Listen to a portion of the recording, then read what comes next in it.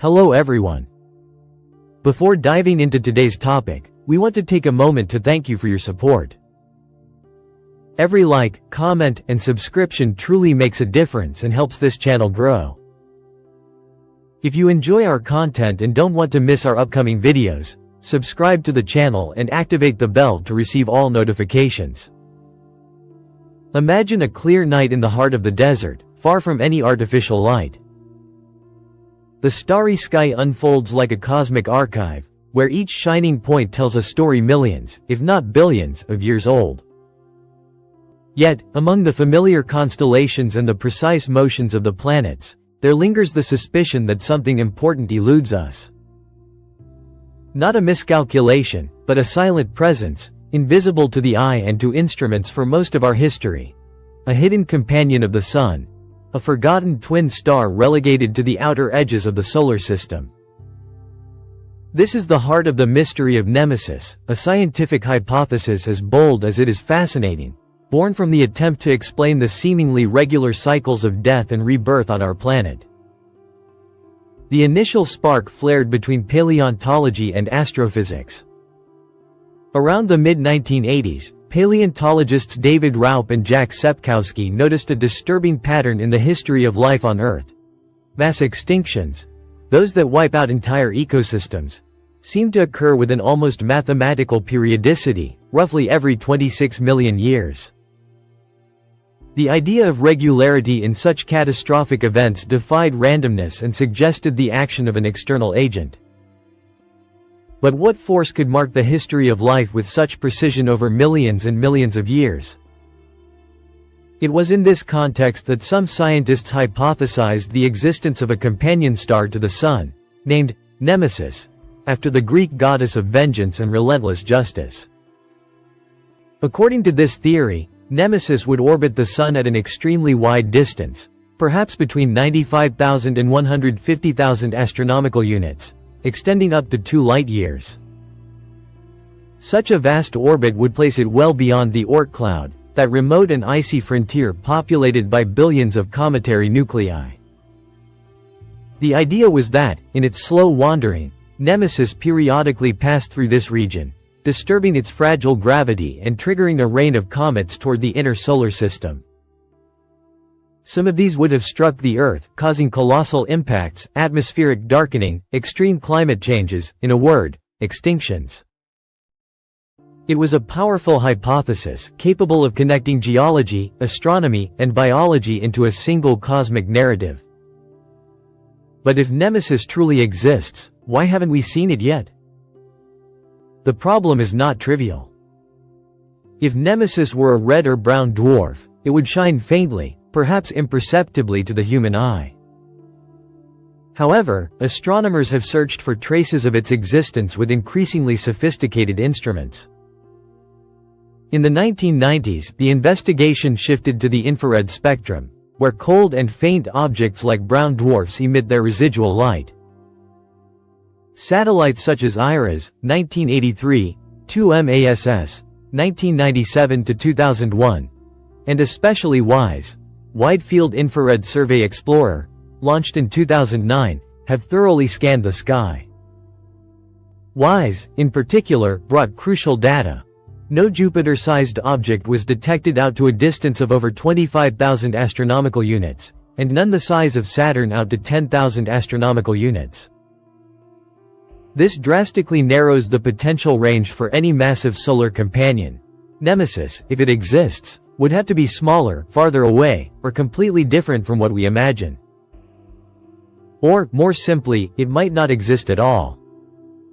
At the same time, the scientific community began to scrutinize paleontological data. Other studies, such as those by Mellett and Bambach between 2010 and 2013, confirmed a certain periodicity in mass extinctions, with peaks every 27 million years. But there was a problem. The regularity was too precise. An orbiting object like Nemesis, subject to the influence of nearby stars, molecular clouds, and the galactic gravitational field, could not maintain such a perfectly cyclical orbit over hundreds of millions of years.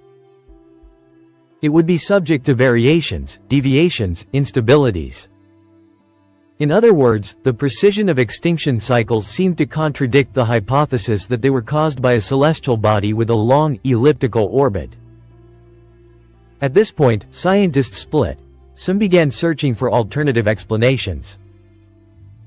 Perhaps, they thought, the cause of the cycles is not an orbiting body, but the oscillation of the solar system through the galactic plane, which occurs roughly every 25 to 30 million years.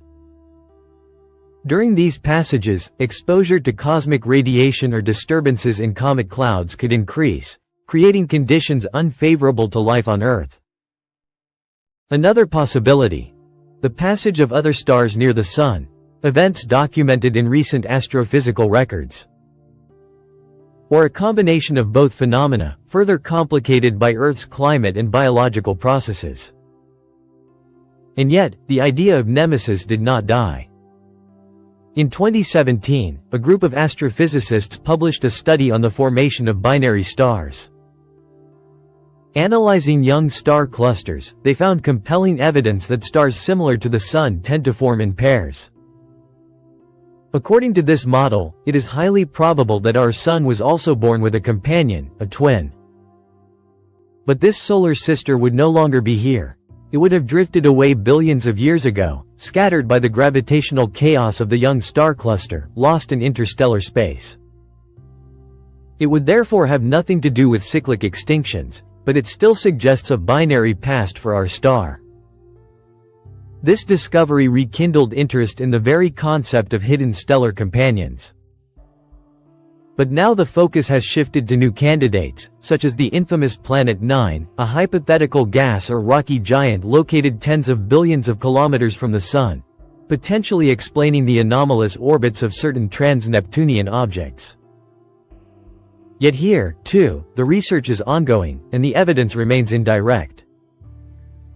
And yet, the Nemesis hypothesis continues to fascinate. Despite its scientific credibility being greatly diminished today, it retains an extraordinary narrative value. It symbolizes the idea that the universe might influence life in subtle and remote ways, orchestrating cyclical catastrophes from unfathomable distances. It is a modern reincarnation of the cosmic deus ex machina, where a hidden star holds biological evolution in check. But the persistence of the Nemesis myth is not only due to the allure of cyclical catastrophe or the suspense typical of frontier science.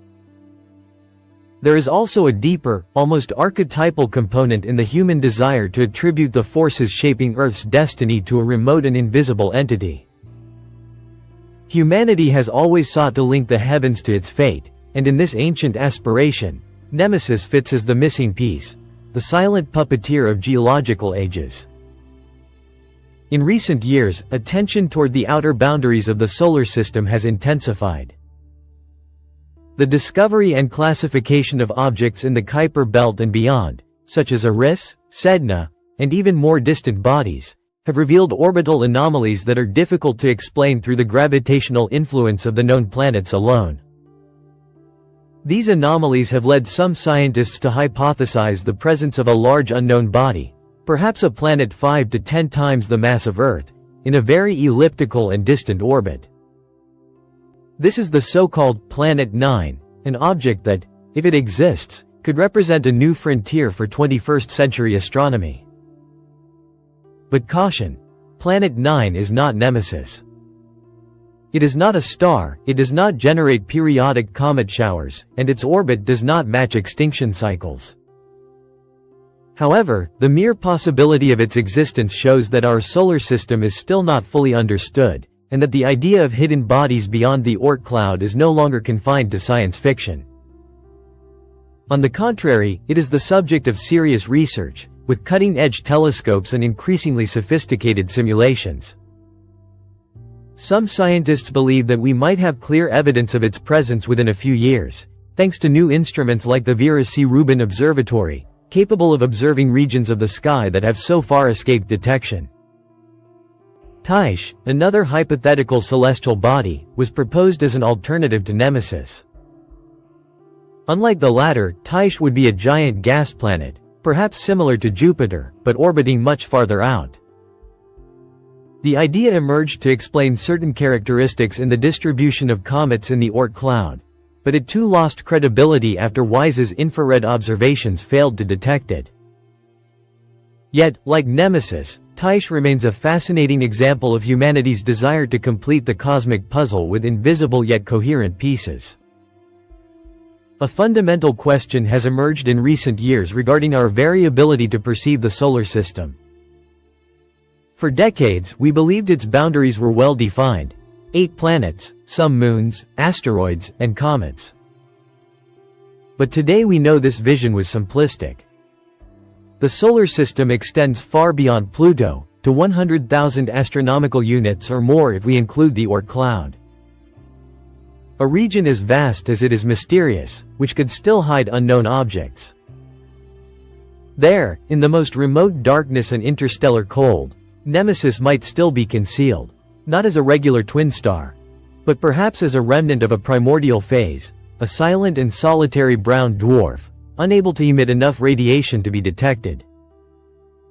Or, in an even more radical vision, Nemesis may never have existed as a physical body, but rather represent a symbol of structural ignorance, the kind that concerns the long-term forces shaping our cosmic environment. In this sense, Nemesis is not just a lost star, but the invisible face of all the variables we have yet to integrate into our scientific models. It is the personification of the margin of error, of the residual hypothesis, of the necessity to think beyond the visible. Today, with a much more detailed understanding of the orbital dynamics of celestial bodies, with instruments capable of detecting micro-variations in light and cosmic radiation, we are closer than ever to eliminating the need for hypotheses like Nemesis. But at the same time, we are increasingly aware of the vast unknown surrounding us. Ultimately, Nemesis reminds us that science is also a frontier narrative, where every answer generates new questions, and where mystery still has a rightful place. And if, one day, an invisible object were to appear at the edge of our system, confirming an ancient intuition?